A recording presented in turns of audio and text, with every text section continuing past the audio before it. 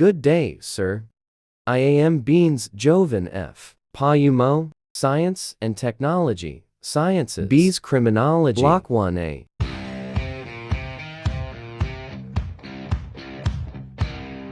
President, Fidel v. Ramos.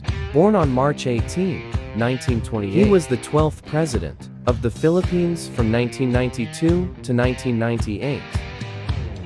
Fidel v. Ramos believes that science and technology was one of the means wherein the Philippines could attain the status of new industrialized country (NIC). During his term, he was able to establish programs that were significant to the field S&T. Contribution of President Fidel v. Ramos in the field of science and technology. Philippine Long-Distance Telephone Company. The telecommunications sectors in the Philippines is finding itself at a crossroads today.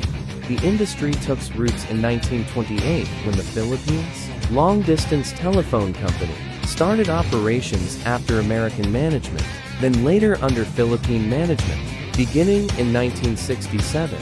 From 1928 to the early 1990s, Philippine telecommunications was a huge monopoly. During that time, development efforts at improving entire telecommunications industry was very slow, if not nil. Under the presidency of Fidel v.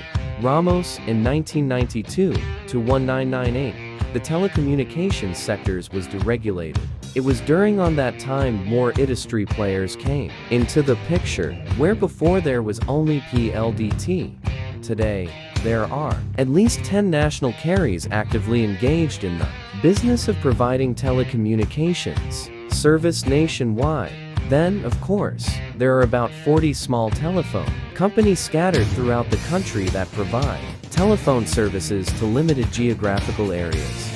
This is the general environment of the telecommunications sectors in the Philippines today. The science and technology agenda for national development spells out the areas which will be the focus of scientific and technological in 1993 to 1998. Its priority were exporting winners identified by the DTI, domestic needs identified by the President, Council for Countryside, Coconut Industry Development.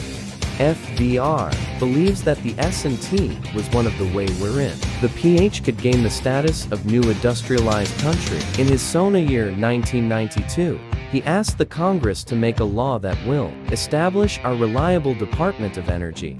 But instead, he was granted to execute his emergency power in order to solve the country's energy crisis.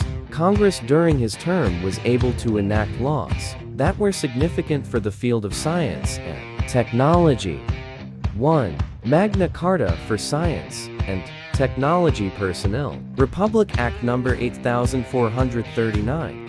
Schools becoming more modernized and updated with the addition of high-techno equipment for students, and the teachers were getting training programs to enhance their capabilities and further help their students.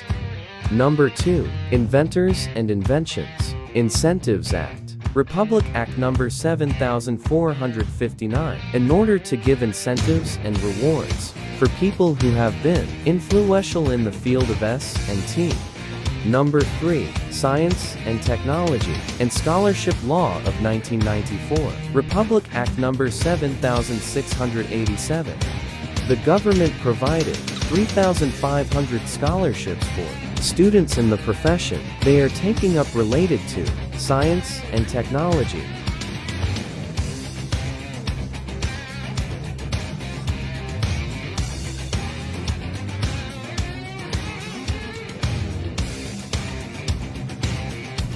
And this is the end of my presentation. Thank you so much.